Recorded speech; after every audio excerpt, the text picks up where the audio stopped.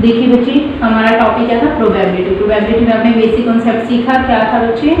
अब इसके बाद जो आपकी 12th क्लास की प्रोबेबिलिटी कहाँ से स्टार्ट होती है बच्चे? कंडीशनल प्रोबेबिलिटी से। सैंपल्स पे सबको आता है बच्चे बनाना, तो कंडीशनल प्रोबेबिलिटी क्या है बच्चे? कंडीशनल प्रोबेबिलिटी नेम से क्लियर है, जो किसी न किसी कंडीशंस में बनी हुई है। ठीक है बच्चे, तो क्या होती है कंडीशनल प्रोबेबिलिटी? ध्यान से सुने बच्चे। कंडीशन ए और बी, आपके पास दो इवेंट्स हैं, A and B, B2 events. ठीक है बच्चे, A and B, B2 events. तो ये आपके पास दो इवेंट्स गिवन है बच्चे। आपको मान लो A की प्रोबेबिलिटी निकालनी है। ठीक है, find the probability of A when the probability B is given. A की प्रोबेबिलिटी निकालिए जो किस पर डिपेंड है बच्चे? B पर। तो फाइंड द प्रोबेबिलिटी A की प्रोबेबिलिटी फाइंड करें जो B की गिवन है। तो A की प्रोबेबिलिटी किस पर डिपेंड है? B पर। तो हम इसे बोलते हैं कंडीशनल प्रोबेबिलिटी। ठीक है, A की प्रोबेबिलिटी फाइंड करें जब B की गिवन है, या B की प्रोबेबिलिटी फाइंड करें बच्चे जब A की गिवन है। A बाय B का मीनिंग किसकी निकालनी है बच्चे? उसे ऊपर रखते हैं और जो गिवन होता है उसे नीचे रखते हैं। यहाँ B की निकालनी है और A की गिवन है तो B बाय A। इसे हम क्या बोलते हैं बच्चे? Conditional probability. ठीक है बच्चे, conditional probability. Find the probability of A when the probability of B is given. Find the probability of B when the probability A is given. तो B की probability किस पर डिपेंड करेगी? A पर। A की probability किस पर depend करेगी? B पर। तो इसे हम पढ़ते हैं P of A by B या P of B by A।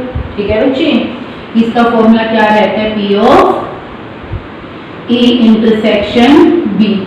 ठीक है बच्चे, P of A intersection B। देखिए यहाँ पर क्या फॉर्मूला हो गया बच्चे इसका? P of A intersection B, दोनों का कॉमन पोर्शन, और जो गिवन होता है बच्चे P ऑफ B। यहाँ हमें B की निकालनी है तो ऊपर तो बच्चे दोनों का कॉमन पोर्शन और नीचे आ जाता है P ऑफ B। तो ये हमारी कंडीशनल प्रोबेबिलिटी हो जाती है। क्लियर है बच्चे? तो क्या है हमारी conditional probability? Find the probability of P of B by A। Clear है? ठीक है बच्चे, अब यहाँ अब आपके इवेंट्स में क्वेश्चन किस टाइप का आएगा? तो एक क्वेश्चन की स्टेटमेंट बता रही हूँ कैसे आएगा बच्चे। मान लो आपने एक डाई को थ्रो किया बच्चे, एक डाई को थ्रो किया तो आपका सैंपल स्पेस क्या रहता है? 1 2 3 4 5 6। अब हमारे पास A इवेंट्स हैं। ठीक है, A इज द इवेंट जो आपको गिवन है बच्चे। A इवेंट्स वो गिवन है जो कि आपका इवन नंबर का इवेंट्स है। A is the event to the given number है ये। ठीक है, find the probability of prime number, even prime number. Find the probabilities of even prime number. ठीक है बच्चे, तो सबसे पहले मुझे प्राइम नंबर होते कौन से? A इवेंट्स इवन नंबर का मान लिया, B इवेंट्स हमने प्राइम नंबर्स का मान लिया। तो बच्चे प्राइम नंबर्स कौन से हैं? 2 3 5। क्लियर है बच्चे? तो हमारे पास प्राइम नंबर कौन से हैं? 2 3 5। फाइंड द प्रोबेबिलिटी, किसकी प्रोबेबिलिटी निकालनी है बच्चे? आपको find the probabilities of prime numbers. ठीक है, प्राइम नंबर ये है। A इवेंट्स क्या था? इवन नंबर था। ठीक है, और B इवेंट्स क्या है बच्चे? Prime number. अब ध्यान से सुनो, A इवेंट्स आपको गिवन है, ऐसा आपने एक डाई को थ्रो किया और एक इवन नंबर्स की प्रोबेबिलिटीज आपको गिवन है। और find the probabilities of prime number when A is the even number.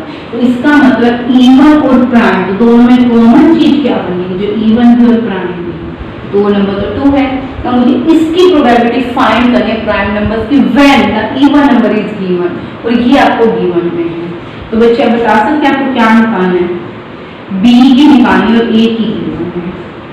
Even number वाली गिवन है बच्चे, स्टेटमेंट को देखना, और प्राइम नंबर के आपको फाइंड करनी है। जब जो भी ये कंडीशंस देगा, स्टेटमेंट देगा, उसमें आपको मेंशन हो जाती है ये चीजें। इसका फॉर्मूला क्या होता है बच्चे? A इंटरसेक्शन B अभी पढ़ना है, जो गिवन होता है उसको नीचे लिखते हैं बच्चे। तो P of A intersection B, इसकी प्रोबेबिलिटी बताएं बच्चे क्या करेंगे? आपको पता है P of A intersection B, इसकी प्रोबेबिलिटी 1 ही नंबर है बच्चे, 1/6। और P ऑफ A की प्रोबेबिलिटी आपको पता है बच्चे 3 एलिमेंट्स हैं, 3/6। और P ऑफ B की प्रोबेबिलिटी भी कितनी आएगी?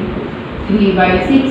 अगर मुझे P of B by A find करना है तो P ऑफ A इंटरसेक्शन, क्योंकि मेरी इसकी प्रोबेबिलिटी इस पर डिपेंड है, तो इंटरसेक्शन बच्चे 1/6 और इसकी प्रोबेबिलिटी 1/2। ठीक है बच्चे, 1/6 इंटू 2/1 कैंसिल आउट करेंगे, 1/3 का आंसर। और अगर आपको ये कह दे कि इसकी प्रोबेबिलिटी निकालो जब इसकी गिवन है, तो इस बार फाइंड ए की करनी है, इसकी फाइंड करो, इसकी गिवन है, तो उसे हम लिखेंगे बच्चे P of A by B, formula P of A intersection B divided by P of B intersection 1/6। इनमें तो सेम ही आंसर आएगा क्योंकि दोनों के लिए सेम आ रही है प्रोबेबिलिटी, लेकिन फॉर्मूला वहां ये लगेगा और इधर ये लगेगा। क्वेश्चन क्लियर हुआ? समझ आया बच्चे क्या समझा रही हूँ? तो इस टाइप की प्रोबेबिलिटी को हम क्या कहते हैं? कंडीशनल प्रोबेबिलिटी, जो एक दूसरे पर क्या रहती है बच्चे? डिपेंड रहती है। क्लियर हुआ? ठीक है बच्चे, देखिए क्वेश्चन, देखिए क्वेश्चन नंबर 1। देखिए यहाँ से सब कंडीशनल प्रोबेबिलिटी पर है बच्चे। आपको सेट थ्योरी का रिजल्ट याद है? तो कंडीशनल प्रोबेबिलिटी या आप डायरेक्ट बच्चे इस फॉर्मूले को ना ऐसे भी लिख सकते हैं। देखिए एक बार ध्यान से, आपको पता है बच्चे ये पी ऑफ ए, ठीक है, तो P of A by B लिखना, तो नंबर ऑफ फेवरेबल केसेस, ठीक है, इन ए इंटरसेक्शन की, जो दोनों में कॉमन पोर्शन होगा, तो N of A intersection B भी बोल सकते हैं, क्योंकि दोनों की इवेंट्स के लिए सैंपल स्पेस तो सेम रहेगा बच्चे, तो नीचे तो सेम ही आएगा। सैंपल स्पेस तो दोनों इवेंट्स के लिए सेम ही है ना, उसमें जैसे अभी आपने देखा था बच्चे 6 एलिमेंट्स थे, तो 6 तो 6 से कट ही जाता है, जिसमें ओनली n लिख, लेकिन नंबर ऑफ एलिमेंट्स कितने हैं divided by number of elements in b, ऐसे p of b by a बच्चे, तो number of elements in a intersection b और divided by number of elements in, वो चाहे कैंसिल आउट कर दे तो ठीक है, और नहीं तो सीधा नंबर ऑफ एलिमेंट्स लिख दो, तो दोनों भी आपके सही हैं, करेक्ट है। क्लियर है ना बच्चे? अब इस पर बेस देखिए कुछ क्वेश्चंस हैं, देखिए कैसे डिस्कस करेंगे। देखिए बच्चे, बच्चे आपका सेट थ्योरी में आपने एक रिजल्ट क्या था ध्यान हो तो, N of A union B किसके इक्वल होता है? N of A plus N of B minus N of A intersection B. बच्चे नंबर ऑफ एलिमेंट्स ना होकर अगर आपकी प्रोबेबिलिटी है तो उसके लिए आपका रिजल्ट क्या बन जाता है? P of A plus P of B minus P of A intersection B.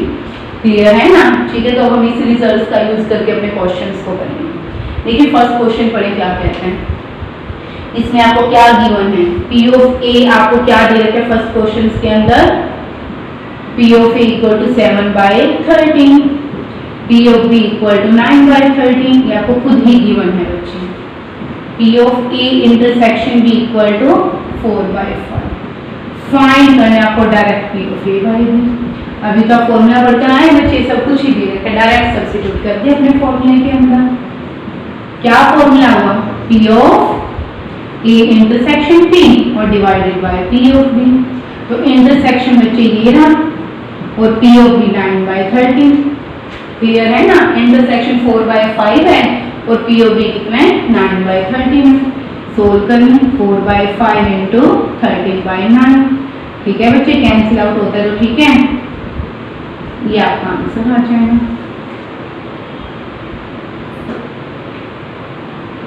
13/9, 4/5 है ना, P of A intersection B is 4/13 बच्चे।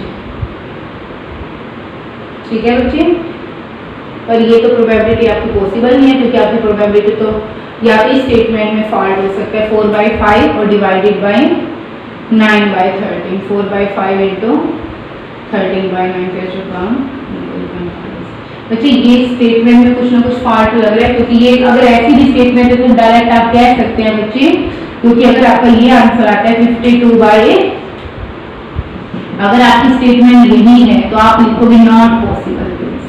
नॉट पॉसिबल क्यों नहीं है बच्चे? नॉट पॉसिबल क्योंकि इसकी तो प्रोबेबिलिटी आपकी ग्रेटर देन 1 है, तो P of A by B is greater than 1, तो नॉट पॉसिबल। ठीक है बच्चे, अगर आपको इवेंट्स यही गिवन है तो डायरेक्ट आप कह देना कि नॉट पॉसिबल है, ऐसी तो प्रोबेबिलिटी हो ही नहीं सकती। आपको पता है बच्चे, प्रोबेबिलिटी हमेशा आपकी 0 और 1 के बीच में लाई करती है।